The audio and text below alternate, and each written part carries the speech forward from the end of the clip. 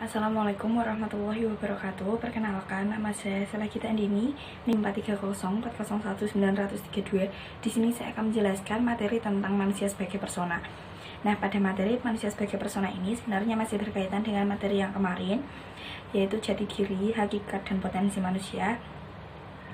Nah, tapi pada video kali ini saya akan menjelaskan lebih dalam mengenai materi manusia sebagai persona. Nah, sebelum masuk ke video, materi manusia dan persona ini terbagi menjadi beberapa bagian. Yang pertama ada pengertian persona, kemudian ada pengertian individu dan person, lalu ada nilai absolut manusia sebagai persona, dan ada elemen-elemen manusia sebagai persona. Langsung saja masuk ke yang pertama, ada pengertian persona.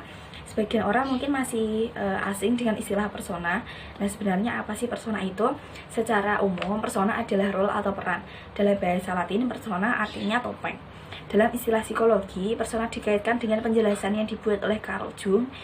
Nah, menurut Jung, persona adalah wajah yang ditampilkan oleh seseorang kepada dunia, atau dapat dikatakan sebagai topeng yang dibuat oleh seseorang untuk memberikan kesan kepribadian tertentu kepada sekitar atau menyembunyikan sifat asli orang tersebut kepada dunia. Setiap orang di dunia ini hanya menampilkan sebagian dari kepribadian aslinya. Sebagian lain tersembunyi dalam topeng yang mungkin tidak ada seorang pun yang tahu. Kemudian lanjut ke pengertian individu dan persona. Individu berasal dari kata individuum yang artinya tak terbagi. Kata individu merupakan sebutan yang pas untuk menyatakan satu kesatuan yang paling kecil dan terbatas. Individu menurut lisan yaitu kesatuan yang terbatas sebagai manusia perseorangan. Kemudian masuk ke makna person. Makna harfiah person berasal dari bahasa Latin persona yang artinya topeng, atau pemain sandiwara yang menunjukkan kesadaran tentang perasaan dan martabat manusia dalam hubungannya dengan orang lain. Selanjutnya, manusia sebagai persona. Nah, persona adalah istilah yang dipakai untuk menyebut atau menunjukkan identitas manusia. Ada 3 pandangan terkait manusia sebagai persona, antara lain yang pertama ada pandangan ontologis, kedua ada pandangan psikologis, yang ketiga ada pandangan dialogis. Nah, saya jelaskan dulu yang pertama ada pandangan ontologis. Dalam pandangan ontologis, tekanan manusia sebagai pribadi diletakkan pada rasionalitas dan individualitas. Artinya, manusia dilihat sebagai makhluk yang rasional dan bersifat individu. Jadi, substansi manusia ada pada akal budi dan individualitas manusia. Yang kedua ada pandangan psikologis. Pandangan ini meletakkan pribadi manusia pada aspek psikis. Fokus perhatian psikologis ada pada afeksi dan emosi. Dalam pandangan ini, konsep persona diletakkan pada animus atau jiwa manusia. Jaminan tentang keberadaan manusia ada pada kejiwaannya. Kemudian yang terakhir ada pandangan dialogis.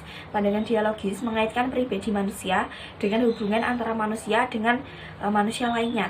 Dalam pandangan ini, manusia bersifat rasional. Konsep aku berpusat pada relasi. Kemudian lanjut masuk ke nilai absolut pribadi. Yang pertama ada menjadi manusia yang lebih dewasa.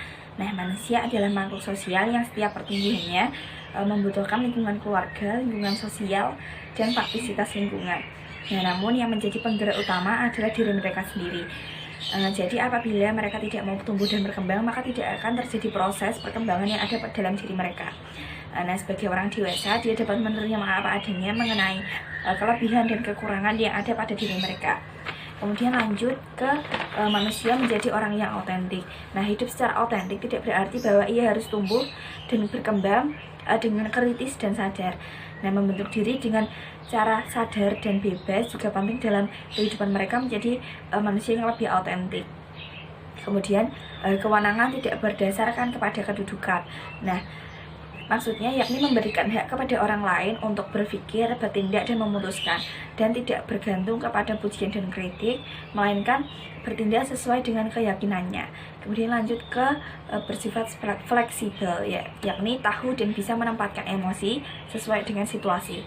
Perasaannya lebih terbuka kepada orang lain dan lebih peka.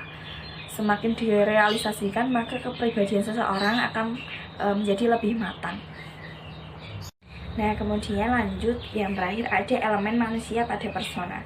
Nah, yang pertama ada hadir pada diri sendiri. Nah, manusia mempunyai kesadaran. Ia dapat berkata bahwa aku adalah aku. Nah, maka berkat kesadaran ini dia dapat masuk ke dalam dirinya sendiri dan berefleksi ke dalam dirinya sendiri. Kemudian yang kedua ada sumber gerakan dari dalam. Nah, ia menentukan dirinya dari dalam, arahnya ditentukan dari dalam, yakni dari dalam dirinya sendiri. ia bebas dan bertanggung jawab serta bersifat otonom. Yang ketiga ada berdiri sendiri. Tindakan manusia berada pada dirinya sendiri. Aku adalah aku, bisa juga aku belum menjadi aku. Dalam identitas dengan diriku juga ada sesuatu non-identitas. Nah, manusia adalah faktum sekaligus proyek. Manusia selalu berarah ke depan. Nah, kiranya sekian yang dapat saya sampaikan. Tapi sebelum saya akhiri video ini, saya akan menyampaikan kesimpulan dari materi yang saya paparkan. Yang pertama ada pengertian persona. Persona adalah role atau peran. Dalam bahasa Latin, persona artinya topeng. Dalam istilah psikologi, persona dikaitkan dengan penjelasan oleh Carl Jung. Menurut Jung, persona adalah wajah yang ditampilkan oleh seseorang kepada dunia, atau dapat dikatakan dengan topeng yang dibuat oleh seseorang untuk memberikan kesan kepribadian terhadap sekitarnya. Kemudian pengertian individu dan person.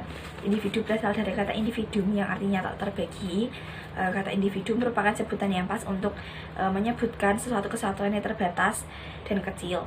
Kemudian makna harfiah person berasal dari kata Latin persona yang artinya topeng. Nah, kemudian manusia sebagai persona memiliki 3 pandangan. Yang pertama ada pandangan ontologis, kemudian pandangan psikologis, dan pandangan dialogis. Kemudian nilai absolut pribadi, yang pertama menjadi orang yang lebih dewasa, kemudian menjadi orang yang otentik, dan selanjutnya kewenangan tidak berdasar kepada kedudukan. Yang terakhir ada bersifat fleksibel. Kemudian yang terakhir ada elemen manusia pada person. Yang pertama hadir pada diri sendiri, lalu sumber gerakan berasal dari dalam, dan berdiri sendiri. Nah, kiranya cukup yang dapat saya sampaikan. Semoga bermanfaat bagi teman-teman semua. Saya rasa cukup sekian. Apabila ada kesalahan dalam pengucapan kata, dalam kekurangan materi, saya mohon maaf yang sebesar-besarnya. Wabillahi taufiq wal hidayah, waridho wal inayah. Wassalamualaikum warahmatullahi wabarakatuh.